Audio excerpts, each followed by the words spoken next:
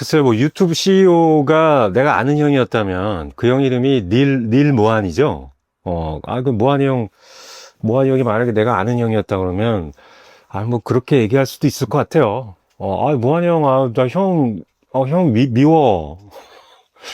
형한테 고맙기도 하고 뭐 좀 형이 좀 밉기도 하고 뭐 그런 것 같아.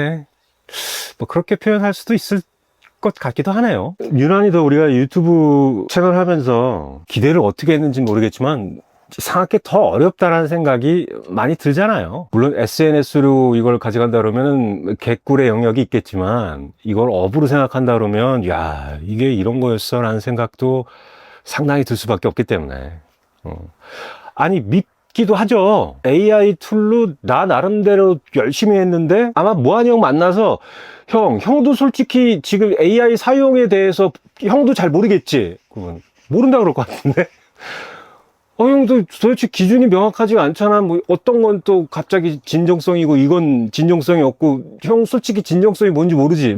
이렇게 얘기하고 싶기도 하고. 그래도 뭐 형 덕분에 유튜브 채널로 누군가를 알리고 어떤 상품을 알리고 세계적인 플랫폼에 내 걸 담을 수 있는 기회를 줘서 고마워. 뭐 그런 얘기도 할 수 있을 것 같기도 하고.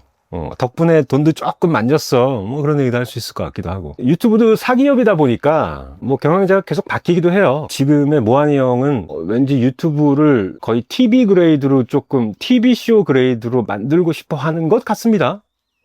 여러 행사나 최근의 발언이나 기사 내용들을 보면 그런 것 같아요. 넷플릭스나 아니면 OTT 서비스에서 자체적으로 오리지널로 영화나 TV쇼 같은 걸 만드는 그 정도 수준으로 크리에이터가 그런 시리즈물을 내줬으면 하는 바람들이 좀 있는 것 같아요. 그래서 그 모한이 형도 그 정도 사이즈의 그 정도 그레이드의 광고 시장을 갖고 싶어 하는 것 같기도 하고. 하지만 꾸준하게 크리에이터가 유입이 안 되면 시작하는 사람이 없으면 유튜브라는 어마어마한 플랫폼의 인지도라든가 영향력이라든가 우리 과거에 몇 개의 SNS도 그랬고 지금 페이스북도 마찬가지지만 그 1등을 유지하는 게 영원하지 않을 수 있다는 생각도 본인이 또 할 수도 있겠죠. 뭐 이런 생각도 들기도 해요. 모한이 형이 이제 막 시작하는 크리에이터들을 약간 조금씩 기회를 줘서 적당히 어장관리하고 희망을 좀 주고 동기부여를 좀 줘.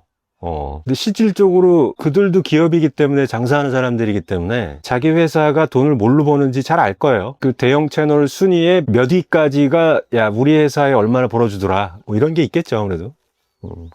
그들 위주로 갈 수밖에 없겠죠. 조금 해석은 다를 수 있는데 제가 텍스트와 인터뷰와 언론에 공개된 모한이 형의 발언 그 뉘앙스들을 제 나름대로 한번 읽어본다면 정말 방송 프로그램 제작사 그레이드들만 남을 수도 있겠다는 생각도 해요. 그래서 한편으로는 정말 유튜브를 본업으로 하고 진짜 제대로 본격적으로 하려면 내가 프로덕션 정도는 창업을 하겠다. 그 정도까지는 내가 간다. 그 마음이 없이는 진짜 안 될 수도 있겠다라는 생각도 좀 들어요.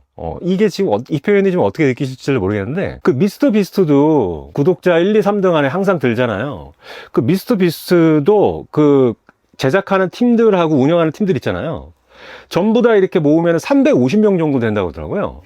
기도 한 느낌도 들지만 우리가 유튜브 1인 크리에이터의 기준에서 보면 대기업이구나. 채널을 운영하는 기준으로 봤을 때 350명이면 대기업이구나. 그럴 수도 있을 것 같기도 해요.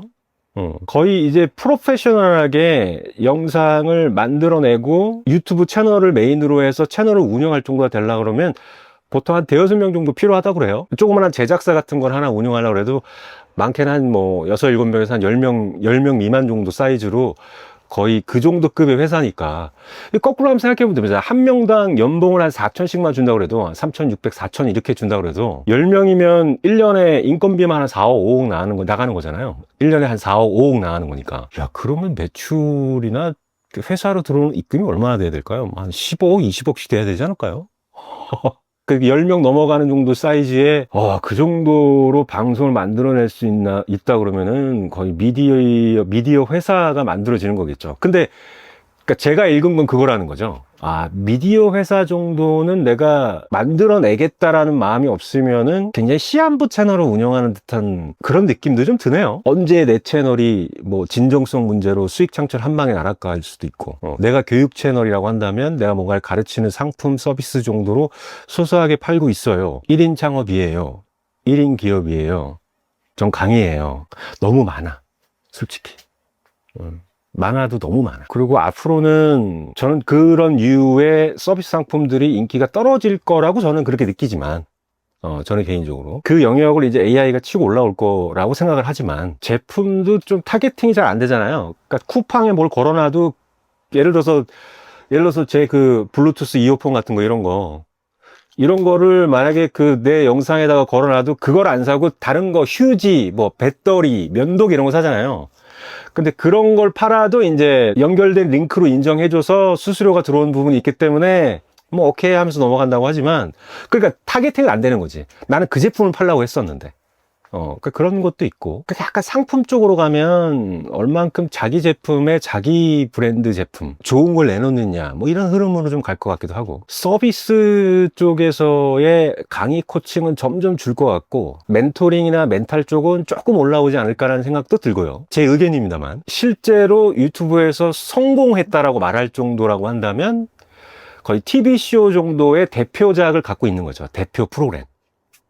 예를 들어서 무한도전 같은 거를 아주 전문적으로 찍는 그런 회사들이 나와야겠죠. 그래서 종편이나 지상파에 납품할 정도, 그 정도 그레이드가 돼야지 유튜브도 계속 푸시를 할 것 같기도 하네요. 그리고 성공하고 돈 벌고 그럴 수도 있을 것 같기도 하네요. 왜냐하면 이런 것도 있어요. 이게 굳이 유튜브에서 너무 필요 이상으로 오픈이 되고 영상에 너무 스트레스 받지 않는 범위 내에서 충분히 내 강의와 내 코칭과 그 교육을 팔 수 있는 플랫폼들이 되게 많거든요. 꼭 유튜브가 아니더라도.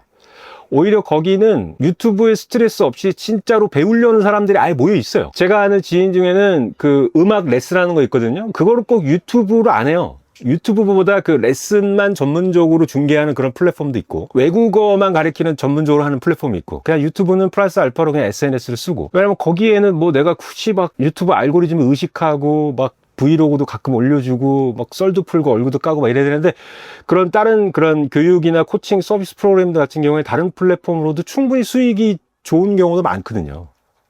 한국어 가르쳐서 돈 많이 버시는 분들 많잖아요. 그 유튜브 안 해요, 그분. 한다 그래도 플러스 알파로 하는 거지. 그러니까 그런 생각도 좀 드네요. 그래서 다른 게 아니라 우리 모한이 형을 생각하면서, 자, 유튜브 CEO가 내가 만약에 아는 형이라면, 형 왜 이렇게 판을 크게 벌려놨어?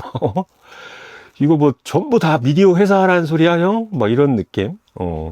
그리고 AI는 지들도 AI 쓰면서 지들도 AI 본인들이 내놓은 툴 갖고 난 만들었는데 자꾸 뭐 수익 창출 정지 걸고, 형도 기준 잘 모르잖아. 이런 거. 형 미워. 뭐. 정작 진정성을 제일 좋아하는 애들이 AI 툴을 제일 많이 만들어내서 뿌리잖아요. AI 툴은 제일 많이 돈 주고 파는 애들이 진정성은 또 제일 좋아해. 물론 이제 진정성 있는 오리지널 콘텐츠를 하는 게 그게 정답이긴 하지만 아직도 그 기준이 없잖아요. 그 비율도 헷갈리고. 모한이 형이 제일 미운 포인트가 그런 거 아니에요. 아니 그 연관 계정, 멀쩡한 계정들은 또 왜 삭제되거나 정지된 채널은 우회할 목적으로 채널을 새로 할 수 없다. 아니 그 우회할 목적이 아니라는 걸 증명해도 받아주지도 않잖아. 그러니까 그런 좀 센스 없는 그 운영과 정책들 때문에 모한이 형이 밉기도 하지만, 그리고 또 미디어 회사 그레이드 정도로, 스튜디오 그레이드 정도로, 그 정도로 앞으로 우리가 방송을 만들어낼 수 없다 그러면, TV쇼를 만들어낼 수 없다 그러면 결국은 시한부 채널 운영하는 것 같은, 푼돈 벌다가 원래 각자 갈 길을 다시 찾아가야 되는 그런 상황에 내몰리게 만드는 데 영향을 준 것 같기도 해서 또 밉고, 하지만 그나마 이게 어디야 라고 하면서 I love you 유튜브, thank you 라고도 하는 포인트도 있기도 하고요. 하여튼 뭐 그렇습니다. 그래서 제가 오늘 83일 차인데, 유튜브 CEO는 무슨 생각을 가지고 있을까? 만날 수는 없기 때문에 실제로 아는 형일 수가 없잖아요. 그래서 이 닐 모한이라는 이 모한이 형의 인터뷰와 텍스트와 언론에 공개되어 있는 부분들을 꼼꼼하게 한번 찾아가서 그 형의 좀 생각을 간접적으로 한번 읽어보려고 했던 거죠. 그래서 그런 것들을 한번 제 생각을 공유를 해봤습니다. 84일차, 5일차, 6일차 쭉 가고, 제가 지금 생각으로는 91일차, 91일차부터 100차 마무리할 때까지 라이브로 한 10번 하고, 감사하게도 제 걸 꾸준히 봐주셨던 분들하고 한 10번 정도 커피타임 갖고서 이 100일을 마무리하는 걸로 한번 그렇게 지금 생각하고 있거든요. 그래서 91일차부터 한번 라이브 한번 10번 쭉 해서 마무리하는 걸로 그렇게 한번 해보려고 하고 있습니다. 오늘 뭐 모한이 형 얘기도 좀 하고 했고요. 이제 그래도 좀 나는 뭐라 그럴까, 모한이 형 때문에 유튜브 바닥에 이게 들어오게 돼가지고 좀 피곤하고 막 이런 것들도 괜히 한번 모한이 형한테 징징대 보고 싶었던 것 같아요. 뭐 하여튼 그렇습니다. 자, 여러분들도 오늘도 화이팅 하시고 모한이 형 뒷담화는 나중에 좀 더 하는 걸로 그렇게 하겠습니다. 여기까지 하겠습니다. 감사합니다.